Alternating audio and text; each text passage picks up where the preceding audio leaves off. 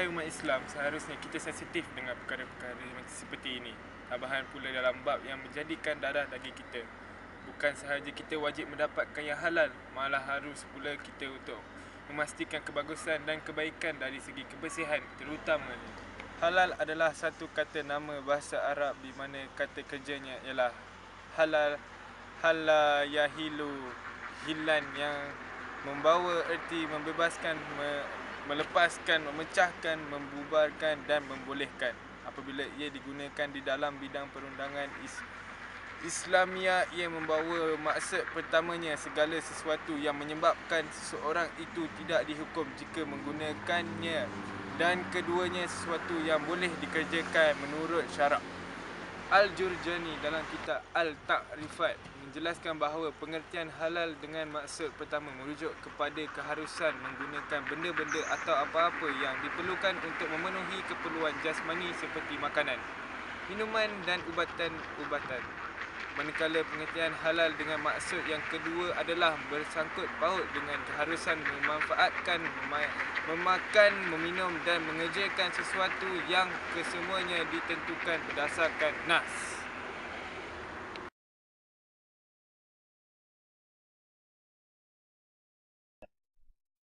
Halalan thayyiban membawa maksud erti membebaskan dan melepaskan. Di dalam konteks ini, kami telah menjalankan kajian terhadap franchise makanan segera yang semakin mendapat tempat di kalangan dunia, iaitu McDonald's. McDonald's merupakan franchise makanan segera yang menjual produk burger dan minuman ringan. McDonald's juga merupakan antara kuasa besar di dalam industri makanan segera. Kajian kami mendapati bahawa McDonald's mempunyai kaitan dengan Yahudi. Terdapat segelintir ulama yang bercanggah pendapat tentang adakah ianya haram bagi kita umat Islam untuk makan di McDonald's. Adakah kita sebagai pelanggan merupakan penyumbang kepada kepesatan ekonomi Yahudi laknatullah? Persoalan sebegini telah lama membelenggu umat Islam di seluruh dunia. Sedar tidak sedar, kita sebagai umat Islam telah menjadikan produk Yahudi sebagai barang keutamaan kita seharian. Tidak hairanlah mengapa Yahudi kini boleh duduk sama rendah, berdiri sama tinggi dengan semua negara kuasa ekonomi Eropah. Sistem perniagaan makanan ringan seperti McDonald's ini jugalah membuatkan Yahudi senang masuk ke dalam kehidupan seharian kita tanpa kita sedar. Adakah kita tidak peka? Atau kita hanya membiarkan sahaja Yahudi bermaharajalela di dunia Allah SWT ini?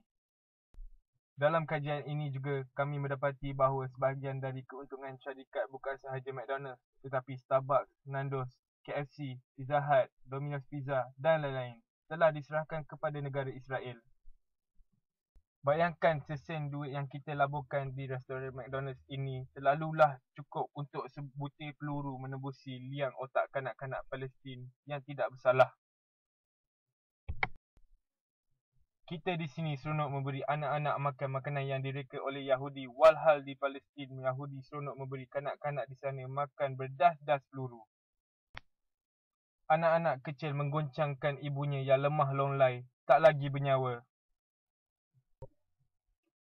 Rintihan suara kecilnya, tak siapa lagi yang mendengarnya. Jadi, haruskah usaha memboikot produk Yahudi dilakukan? Ianya bergantung pada diri anda. Menilai sesuatu dengan mata hati, bukan dengan buta tuli. Lalu mati. Terima kasih.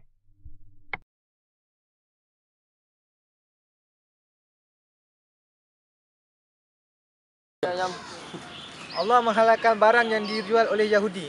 Ini bermakna barangan yang dihasilkan oleh Yahudi ini, selagi ia menepati kehendak Allah, ia tetap sah.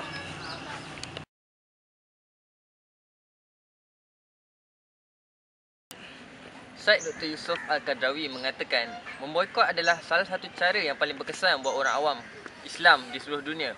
Dengan cara pemboikotan ini dikira adalah cara yang paling aman di zaman ini. Beliau mengatakan, boikot seperti ini adalah bertujuan memberikan tekanan kepada pengusaha dan peniaga yang sekatan dengan para penyerang agar mereka sendiri mendesak kerajaan mereka kepada keamanan, selain mereka akan membenci tindakan kerajaan dan rakan seagama mereka yang melakukan kejahatan Islam.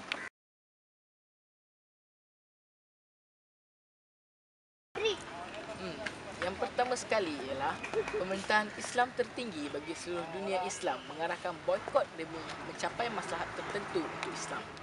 Ini adalah kerana Allah memerintahkan umat Islam agar mentaati pemerintah dalam hal ehwal yang tidak bercanggah dalam Islam.